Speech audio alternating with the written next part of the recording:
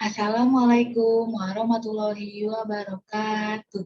Nama saya Reza Febrianti Putri Renanda dengan NIM 418200164. Saya di sini ingin menjelaskan tentang materi di modul 1 dari mata kuliah Statistik dan Probabilitas. Yang pertama itu ada perbedaan antara statistik dan statistika. Apaan sih? Nah, jadi statistik itu adalah angka-angka atau catatan yang dikelompokkan, dikumpulkan, serta ditabulasi, sehingga akan didapatkan informasi yang berkaitan dengan masalah tertentu. Nah, kalau statistika itu ilmu yang mempelajari tentang cara mengumpulkan, menabulasi, menganalisis, dan menemukan keterangan dari data. Nah, biasanya data yang dikumpulkan dalam statistika ini yaitu berupa angka-angka. Nah, di situ dilihat jika sebenarnya kedua istilah ini tuh berbeda, tapi mereka itu saling berkaitan. Nah, kedua itu ada tujuan statistik dan statistika. Nah, tujuannya itu statistik itu merupakan hasil data yang ditampilkan dalam bentuk tabel hingga grafik. Nah, data yang telah diolah serta ditampilkan inilah yang kemudian disebut dengan statistik. Nah, tujuan dan fungsi statistik sendiri adalah untuk mendapatkan gambaran atas data yang telah dikumpulkan dan dikaji sebelumnya. Dengan begitu, data tersebut bisa ditarik kesimpulan akan permasalahan yang tengah dikaji.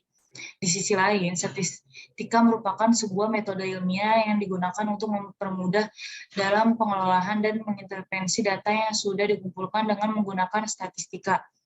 Data sebuah masalah bisa diolah, diinterpretasikan, dan digunakan untuk tujuan tertentu. Data hasil dari statistika nantinya akan disebut sebagai data statistik. Maka dari itu, fungsi statistika secara umum ini untuk mengubah data serta informasi acak menjadi sebuah data statistik yang bisa dipahami.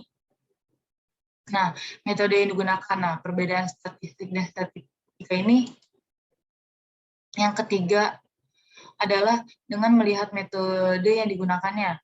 Nah, dalam statistika, metode yang digunakan adalah dengan memperoleh data terlebih dahulu yang didapat dan diolah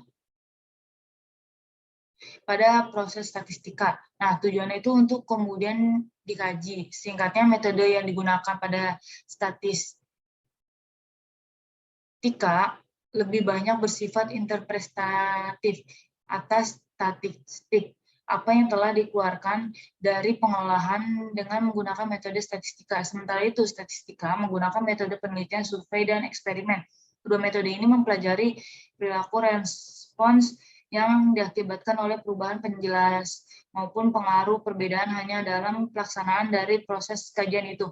Singkatnya, metode yang digunakan pada statistika lebih berfokus pada pengolahan serta pengelolaan data yang sudah dikumpulkan hingga data yang nantinya akan dikeluarkan menjadi statistik.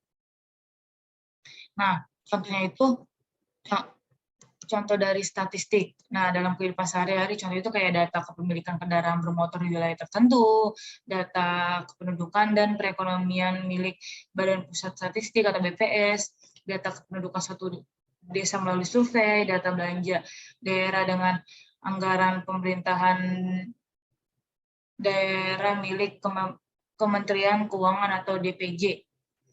Terus ada data guna lahan kabupaten tertentu yang dikeluarkan oleh Dinas Pertanahan. Nah, contoh statistika pada kehidupan sehari-hari yaitu pengelolaan data kependudukan kawasan tertentu untuk menentukan transisi demografi, pengelolaan data kependudukan wilayah tertentu untuk menentukan piramida penduduk dengan analisis cohort demografi, menentukan rata-rata standar deviasi atas nilai ujian mahasiswa, menentukan median usia penduduk pada suatu desa, prediksi penduduk di masa depan dengan memanfaatkan proyeksi.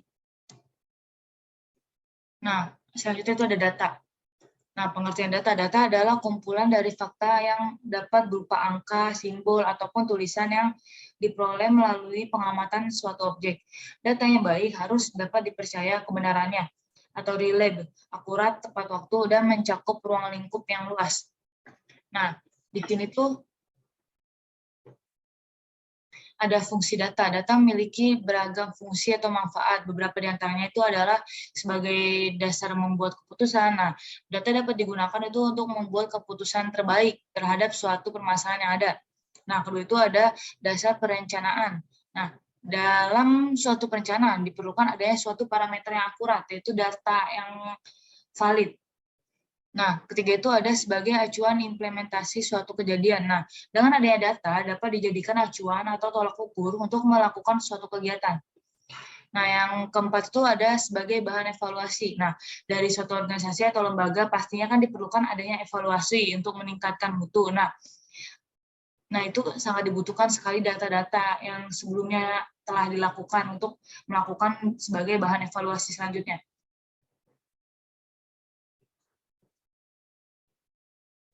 Nah, selanjutnya itu ada metode pengumpulan data.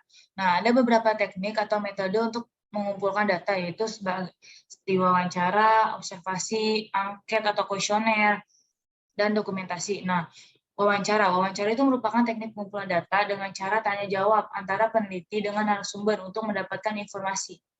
Nah, kedua itu ada observasi. Observasi itu kita melakukan kegiatan pengamatan terhadap suatu objek menggunakan panca indera seperti pendengaran, penglihatan, peraba. Nah, yang ketiga itu ada angket atau kuesioner. Nah, metode pengumpulan data berikut adalah angket atau kuesioner. Jadi kita membagikan bentuknya angket atau kuesioner dalam bentuk selembaran, contohnya, atau dalam bentuk link seperti link Google Forms sekarang gitu, untuk para narasumbernya untuk mengisi, untuk kita mendapatkan datanya itu tersebut yang kita perlukan. Nah, keempat itu ada dokumentasi. Dokumentasi itu adalah metode pengumpulan data dengan cara mengumpulkan dan menganalisis dokumen-dokumen yang telah ada. Dan dari presentasi saya, kurang lebihnya mohon maaf. Wassalamualaikum warahmatullahi wabarakatuh.